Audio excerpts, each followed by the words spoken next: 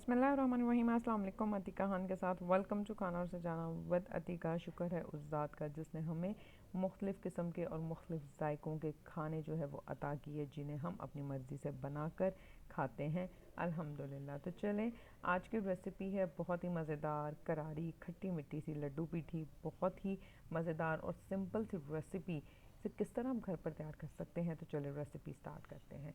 सबसे पहले यहाँ पर मैंने 50 ग्राम के करीब इमली ली थी। उसको मैंने 1 कप पानी में भिगो कर रख दिया और साथ ही ये खुश्क आलू बुखारा था जिसको मैंने पानी के अंदर भिगो कर रखा हुआ है। 50-50 ग्राम के करीब दोनों हैं, 1-1 कप पानी के अंदर भिगो कर के लिए रखा था।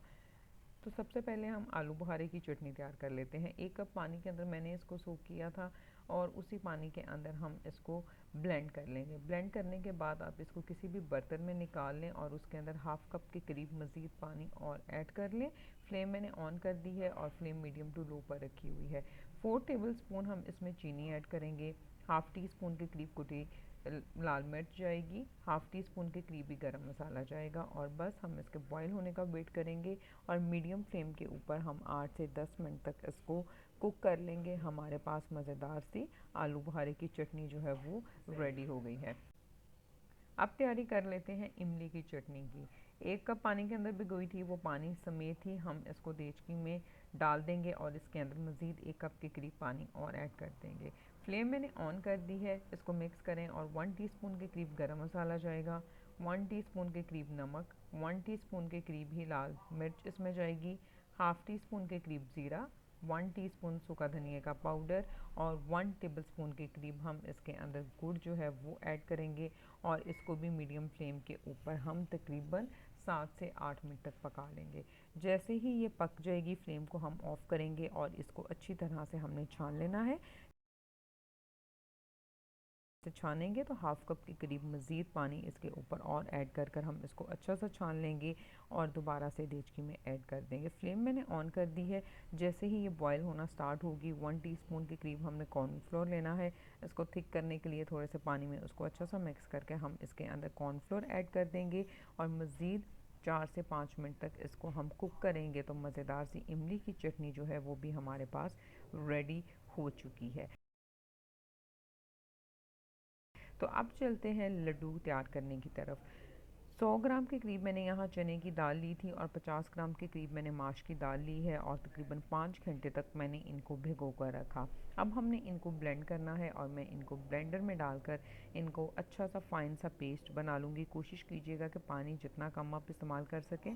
बिल्कुल थोड़ा सा मैं इसके अंदर 1/4 कप के करीब पानी ऐड कर कर इसको ब्लेंड कर लूँगी और ये देखें इसको ब्लेंड करने के बाद बहुत ही अच्छा सा पेस्ट जो है वो हमारे पास तैयार हो गया है। इसको बर्तन में निकाल। अब आपने जो सबसे इम्पॉर्टेंट काम है यहाँ पर, आपने इसको कंटिन्यूस 10 से 12 मिनट तक चम्मच के साथ अच्छी तरह से हिलाते जाना है। अच्छी तरह से आपने इसकी मिक्सिंग करते जाना है जी। तो इसको हमने अच्छा सा मिक्स कर लिया है। तकरीबन मैंने 12 मिनट तक इसको बहुत अच्छा सा मिक्स किया था।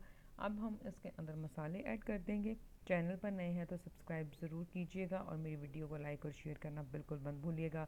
रेसिपी कैसी लगी कमेंट में ज़रूर बताइएगा।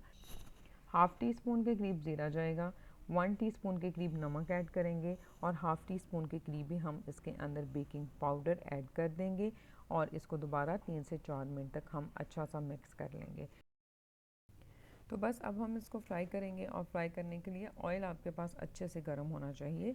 आपने जो चम्मच जिस चम्मच से इसको ऐड करना है उसको पहले आप पानी के अंदर जो है वो अच्छा सा डिप कर लें। उसके बाद इसका बैटर जो है वो इसके ऊपर ऐड करें और उसको ऑयल में डाल दें।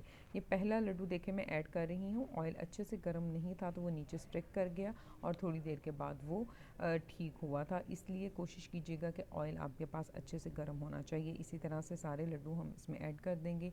मीडियम फ्लेम के ऊपर आपने गोल्डन कलर आने तक इनको फ्राई करना है। हम दालों को ब्लेंडर में मिक्स करते हैं। आप चाहें तो आप उनको हाथ से भी घोट सकते हैं। उसके लिए आपको 10 से 15 मिनट लगेंगे ताकि वो दालें अच्छी तरह से घुल जाए जी। तो ये देखें बहुत ही खूबसूरत से मज़ेदार से लड्डू जो हैं वो हमारे पास रेडी हो चुके हैं। इसको निकाल लेंगे, सर्विंग करनी है। दोनों चटनियाँ आपने ऊपर ऐड कर देनी है और इसके साथ ये ग्रेट की हुई मूली इसके ऊपर ऐड करेंगे और मज़ेदार से लड्डू भी ठीक घर पर बनाकर इसको एंजॉय करें। सब्सक्राइब करना बिल्कुल मत भूलिएगा। अपना बहुत सारा ख्याल रखिएगा। फिर मिलूंगी एक नई और बहुत ही मज़ेदार सी रेसिपी के साथ। Stay safe. Thank you very much and अल्लाह हाफ़िज़।